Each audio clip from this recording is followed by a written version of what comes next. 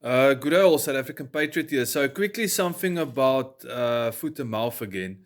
Recently, Mr. Steenhuisen did a media conference thingy.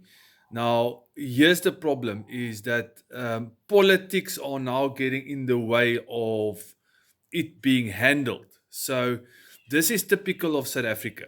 So the mandate and the law states that the Department of Agriculture is responsible, okay, for controlling, okay, and fighting foot and mouth disease. Clearly, they are not capable of doing this, and clearly, he is out of his he's not able to do it. Clearly, doesn't know what to do. So, there's always a thing about what do we do? What do we do? Okay, it's very simple. And hopefully, maybe this message gets to Mr. Idiot Steenhuisen. Make safe vaccines that are transparent so farmers can see where they come from and who manufacture them. Make them available in all the co-op stores around South Africa.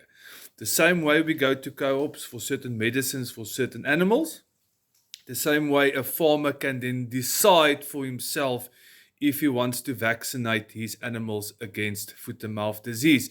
And I promise you this, a lot of our farmers are extremely good farmers.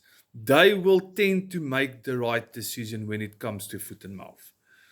There is your solution. But because you want to centralize everything and because you want to control everything, now suddenly politics has gotten in the way for the last, since you have been the Minister of Agriculture, because foot and mouth has always been a problem in South Africa.